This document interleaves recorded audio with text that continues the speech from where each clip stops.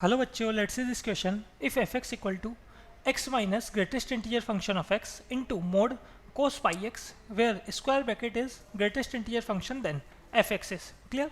देखिए यहाँ अगर हम बात करें तो सबसे पहली बात x minus greatest integer function of x ये हमारे पास हुआ करता है फ्रैक्शनल पार्ट ऑफ एक्स. ठीक है, ये भी फंक्शन है फ्रैक्शनल पार्ट ऑफ एक्स. अब देखिए यहाँ जो एफ एक्स हमारे पास चल रहा है ये कैसा बना. ये हमारे पास चल रहा था x minus greatest integer function of x और इनटू में चल रहा है हमारे पास यहाँ पर मोड के अंदर कोस पाई एक्स. क्लियर.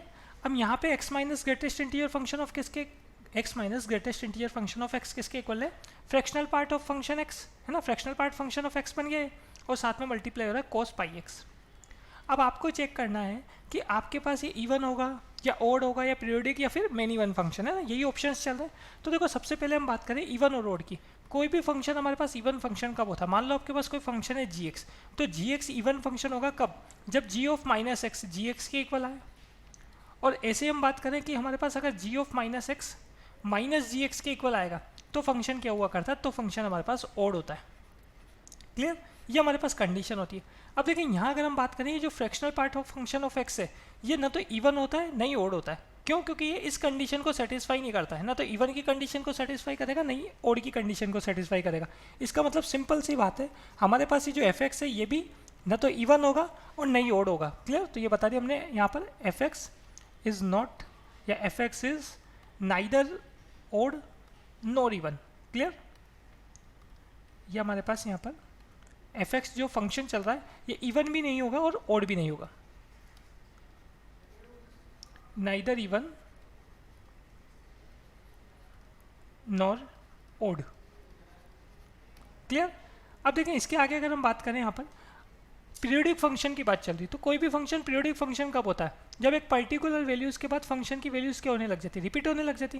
क्लियर. तो देखिए यहाँ अगर हम बात करें हमारे पास जो फ्रैक्शनल पार्ट ऑफ फंक्शन होता है इसका पीरियड होता है 1.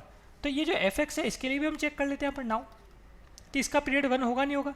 तो अगर मेरे पास f x plus 1 f x के इक्वल आ गया तो ये जो फंक्शन हमको गिवन है यहाँ पर इसका पीरियड भी क्या हो जाएगा, 1 हो जाएगा. तो ये क्या बन जाएगा, पीरियोडिक फंक्शन. तो चेक कर लेते हैं हम एफ एक्स प्लस 1 अगर मैं यहाँ सोल्व करूँगा तो हमारे पास देखो क्वेश्चन में जो फंक्शन चल रहा था क्या था, x minus greatest integer function of x. तो इसमें मैं एक्स की जगह एक्स प्लस 1 पुट कर देता हूँ. तो ये x plus 1 minus greatest integer function x plus 1.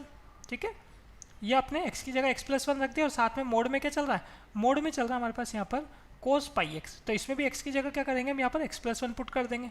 तो ये हमने पुट किया यहाँ पर मोड में कोस पाई x की जगह x प्लस 1 पुट कर दिया.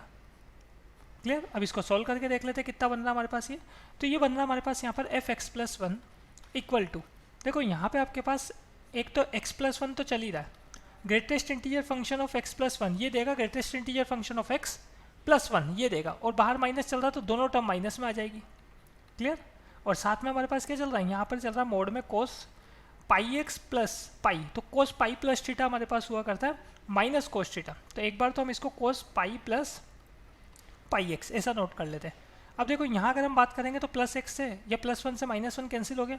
तो ये रहा x minus greatest integer function of x. Clear. और साथ में बात करें कोस पाई प्लस थीटा तो हमारे पास क्या बनता है, माइनस कोस थीटा. और मोड चल रहा तो मोड क्या करेगा, वैल्यू को पॉजिटिव कर देगा, इसका मतलब ये कोस पाई एक्स ही आएगा. क्लियर. तो ये तो वापस किसके इक्वल हो गया, एफ एक्स के इक्वल हो गया. तो इसका मतलब हमारे पास यहाँ पर क्या हो गया, पीरियड जो है वो 1 बन गया. तो पीरियड अगर 1 बन गया हमारे पास तो इसका मतलब फंक्शन कैसा हो गया, पीरियोडिक हो गया. इवन और ओड तो नहीं था तो ए और बी तो इनकरेक्ट हो गया, सी कैसा हो गया, करेक्ट हो गया. अब डी के लिए बात करें कि फंक्शन मेनी वन होगा नहीं होगा, तो देखो मेनी वन फंक्शन क्या होता है, मेनी वन फंक्शन होता है हमारे पास जिसमें बहुत सारे पॉइंट्स पर आपको सेम वैल्यू मिलती. क्लियर. तो देखो यहाँ अगर हम बात करें ये जो फंक्शन हमारे पास चल रहा है इसमें अगर मैं 1 के अलावा जैसे 2 ले लिया मैंने, 3 ले लिया, तो इन सब पर भी वैल्यूज़ आपको कैसे मिलेगी, एक्स प्लस 1 या एफ एक्स के इक्वल ही मिलेगी. देखो यहाँ क्या होने वाला है, अगर मैं x की जगह x प्लस 2 लूँगा जैसे अभी मैंने एफ एक्स प्लस 1 सोल्व किया तो जहाँ पर प्लस 1 और माइनस 1 कैंसिल हुआ है यहाँ पर क्या होगा, मेरे पास 2 और माइनस 2 कैंसिल हो जाएगा. क्लियर. और साथ में हमारे पास कोस यहाँ पर कितना बन जाएगा, यहाँ आपने जब 2 लिया है तो कोस 2 पाई प्लस पाई एक्स आपके पास बन जाएगा. तो भी क्या देगा, कोस पाई एक्स ही देगा. इसका मतलब एफ एक्स प्लस 1 जो है ये हमारे पास एफ एक्स प्लस 1 के F x plus 2 F x plus 1 के इक्वल ही आएगा, और जो किसके इक्वल है, एफ एक्स के. मतलब एक्स प्लस 1 भी वो पॉइंट है जिस पर आपको सेम वैल्यू मिल रही है. आपके पास x+2 पे भी सेम वैल्यूज़ मिल रही, तो ऐसे और भी पॉइंट्स हमारे पास है f(x+3) मतलब x+3 x+4, ये पॉइंट वो पॉइंट्स हैं जिन पर आपको क्या मिलने वाले हैं, सेम रिजल्ट मिलने वाले हैं। इसका मतलब फंक्शन क्या हो गया हमारे पास, फंक्शन जो है वो मेनी वन हो गया। क्लियर? तो f(x) is many one function, f(x) is a many one function. Clear? तो ऑप्शन डी भी कैसा हो जाएगा, करेक्ट हो जाएगा। तो final answer are option number C and option number D. Best of luck.